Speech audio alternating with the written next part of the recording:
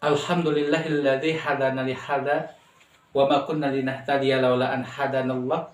Asyhadu an la ilaha illallah wahdahu la syarikalah wa asyhadu anna Muhammadan abduhu wa rasuluhu alladzi la nabiyya ba'dah.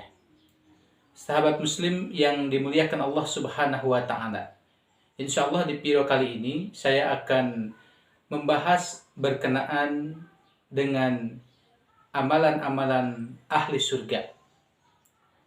Amalan-amalan ahli surga yang terdapat di dalam Al-Quran itu sangat banyak.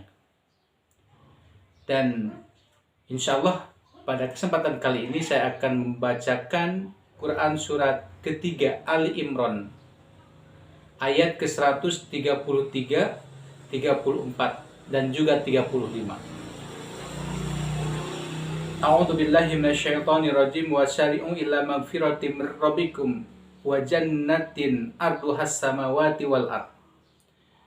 Dan Allah Subhanahu wa taala menyiapkan surga yang luasnya seluas langit dan bumi. Hudal lil muttaqin. Uidzatil muttaqin. Itu diperuntukkan bagi orang yang bertakwa. Di dalam ayat ini yang pertama Allah Subhanahu wa taala menjelaskan bahwa Allah sudah menyiapkan surga yang luasnya seluas langit dan bumi. Itu diperuntukkan bagi orang-orang yang bertakwa. Apa amalan-amalan orang yang bertakwa? Apa amalan-amalan yang akan memasukkan kita ke surganya Allah yang luasnya seluas langit dan bumi? Yang pertama, sahabat muslim yang dimuliakan Allah Subhanahu wa taala, alladzina yunfikuna, yaitu orang-orang yang menginfakkan sebagian hartanya, mengeluarkan sebagian hartanya di jalan Allah Subhanahu wa taala. Ketika kita ingin memasuki surga yang luasnya seluas langit dan bumi, tentu ini tidak semudah membalikan telapak tangan. Harus ada pengorbanan, harus ada usaha yang maksimal. Untuk itu, bagi orang yang bertakwa, alladzina yunfikuna, ketika dia mengeluarkan sebagian rezekinya, itu yang pertama ada visi dan misi. Tidak hanya sebatas mengeluarkan saja, tidak hanya sebatas membantu saja, tapi ada visi dan misi. Sebagaimana yang biasa oleh Rasulullah SAW lakukan. Ya, kita sudah menyampaikan kisah beberapa waktu yang lalu bahwa ada seorang Ansor yang meminta bantuan kepada Rasulullah SAW. Lantas Rasulullah tidak langsung memberikan bantuan itu dan tidak meminta kepada para sahabat untuk membantu orang itu, tapi harus ada usaha dulu. Di antaranya Rasulullah memerintahkan supaya membawa barang yang bisa dijual. Ketika ditanya, apa yang kamu punya di rumah? Saya punya selimut yang kasar, kemudian cangkir yang biasa dia minum sehari-hari. Itu pun sudah jelek. Nggak apa-apa, bawa ke sini. Nah, setelah dibawa kepada Rasulullah SAW, Rasulullah kemudian menjual kepada para sahabat, menawarkan kepada para sahabat yang lainnya. Dan alhamdulillah akhirnya dibelilah 2 dirham. Dan 2 dirham itu Rasulullah SAW memerintahkan kepada orang Ansor tersebut supaya membelikan makanan untuk keluarga, 1 dirham. Kemudian 1 dirham lagi membeli sebuah kapak dan bawa ke sini, kata Rasul. Setelah dibawa ke sini, kemudian Rasul mengikat kapak itu dengan sangat kuat dan memerintahkan, ambillah kayu bakar di hutan dan jualah. Kemudian ikhwatimur rahimakumullah, Rasulullah mengatakan, saya tidak ingin bertemu kamu selama 2 minggu, 15 hari. Kemudian setelah 15 hari dia membawa uang dari hasil kayu bakarnya itu 10 dirham, Masya Allah. Ini yang dimaksud punya visi dan misi. Jadi kita ketika memberi saudara kita yang membutuhkan, maka kita harus mempunyai visi dan misi bagaimana orang tersebut bisa keluar dari permasalahan tersebut.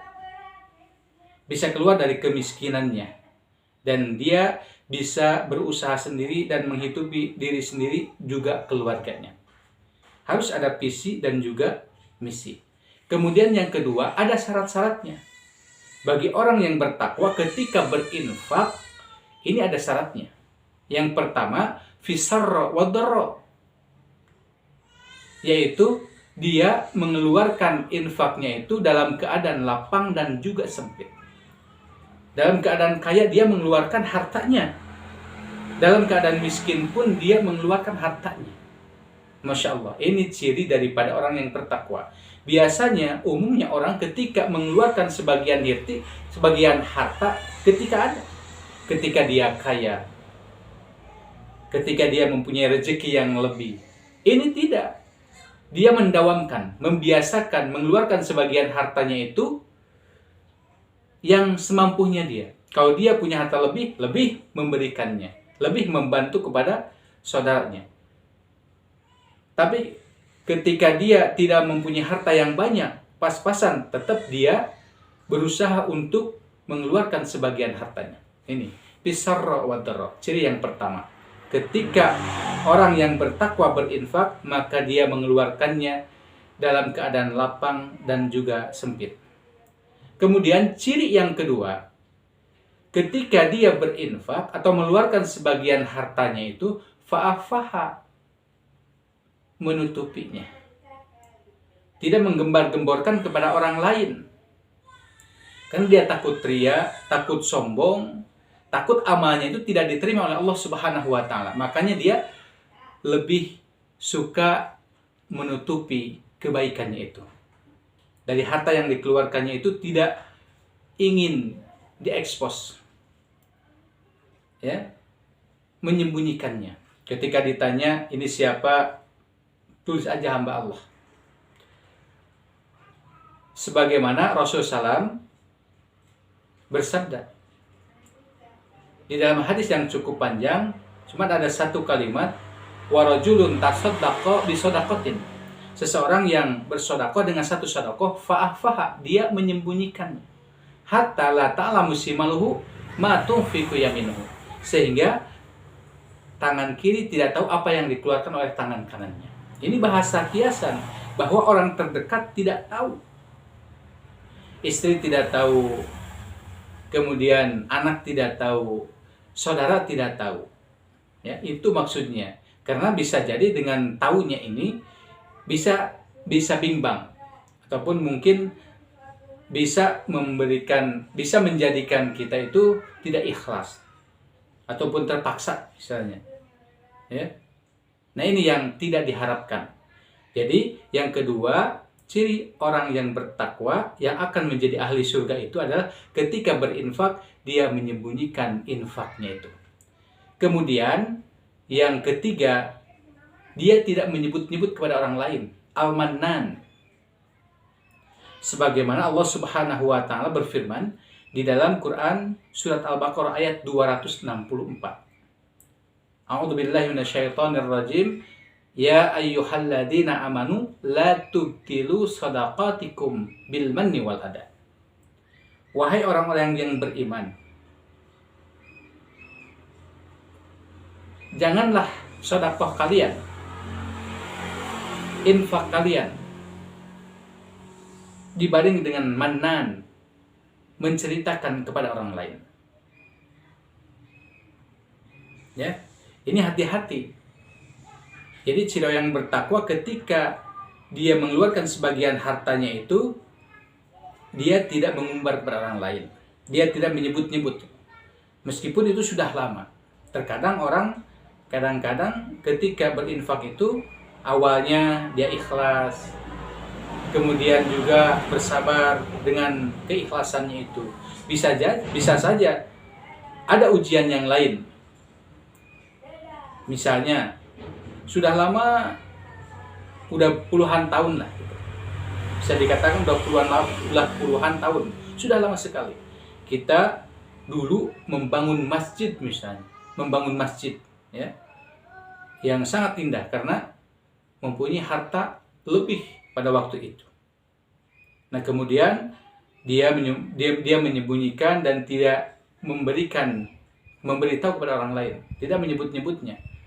Akhirnya ada mungkin anak kita yang masih kecil, mungkin cucu kita, ketika jalan-jalan ke masjid, "Bah, ini punya siapa?" Wah, dulu kalau bukan mbah yang bangun, tidak akan seperti ini, akan terhapus. Seperti halnya gini, ketika kita lagi kumpul-kumpul ya sama teman-teman, baik itu di pengajian, kadang-kadang kalau cewek itu suka ngobrol gitu, suka ingin diperhatikan gitu. Misalnya dia itu pura-pura ngantuk gitu, padahal ingin ditanya, ya, kenapa ngantuk? Waduh, saya udah tahajud malam tadi. Nah, ini akan menjadi sia-sia tahajudnya itu, tidak akan menjadikan amal bagi dirinya, ya. Makanya ciri yang ketiga, ketika orang berinfak, maka dia tidak menyebut-nyebut kepada orang lain.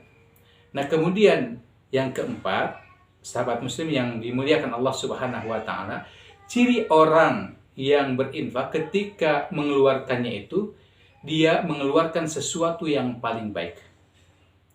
Sebagaimana Allah Subhanahu wa taala berfirman di dalam Quran surat Al-Baqarah ayat 267-nya. Ya ayyuhalladzina amanu anfiqu min thayyibat ma kasabtum. Wahai orang yang beriman, infakkanlah sesuatu yang paling baik dari apa yang kamu usahakan, dari hasil usaha kamu. Nah, sahabat muslim yang dimuliakan Allah Subhanahu wa taala, maksudnya yang terbaik di sini adalah apa yang terbaik yang ada di diri kita. Karena di dalam ayat ini Allah Subhanahu wa taala menyebutkan, ya, ketika kita mengeluarkan sebagian harta, ya, kemudian kita memberikan harta itu, kita pun sudah tidak membutuhkan, kita pun sudah menganggap bahwa ini barang jelek. Ini tidak menjadi kebaikan. Kata Allah Subhanahu wa taala, ini tidak menjadi kebaikan.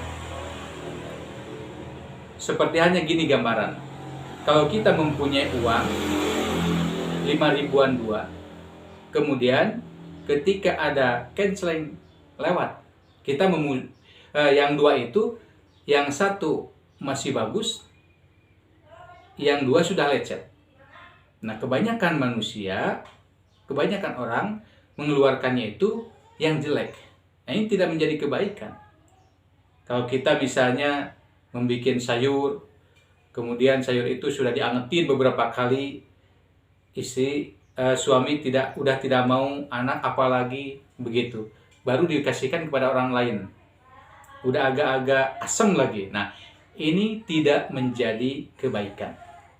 Hadirin ikhwati iman rahimakumullah, inilah ciri yang pertama, orang yang bertakwa yang akan dimasukkan oleh Allah Subhanahu wa taala ke surganya yang luasnya seluas langit dan juga bumi.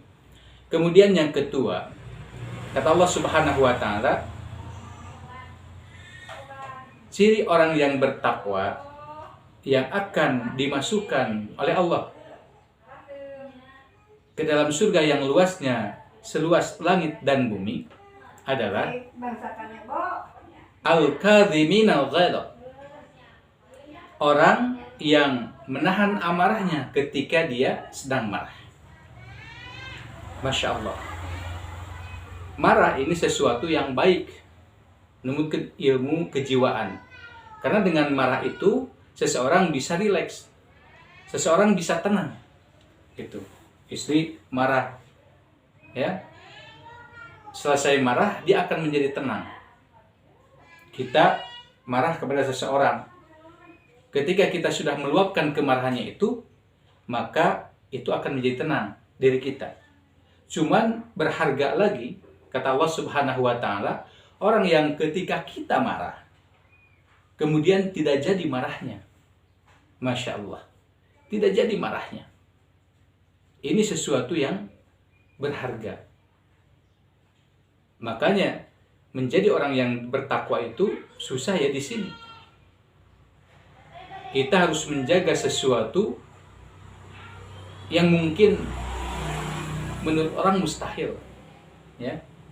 Tapi Masya Allah, ketika kita bisa dan ketika kita mampu untuk mengamalkannya, maka kita termasuk orang yang dispesialkan Allah Subhanahu wa Ta'ala, yaitu termasuk ciri orang yang bertakwa yang insya Allah akan dimasukkan ke surga yang luasnya seluas langit dan bumi. Kemudian yang ketiga, kata Allah Subhanahu wa Ta'ala, ciri orang yang bertakwa, ya, yaitu dia mengamalkan suatu amalan, wal afina 'anil nas. Yang ketiga, dia selalu memaafkan manusia ketika ada kesalahan. Kesalahan ini merupakan manusiawi. Kulu bani Adam khotoun, ya, setiap bani Adam itu adalah khotoun, pelupa.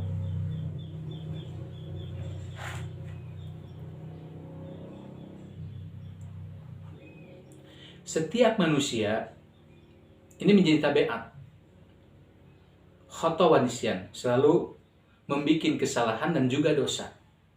Ini tabiat manusia. Manusia pasti melakukan suatu kesalahan, entah kepada diri sendiri, mendolimi diri sendiri, entah mendolimi orang lain. Mungkin dengan ucapan kita, mungkin dengan sikap kita, dan mungkin dengan hal-hal yang lainnya. Ya.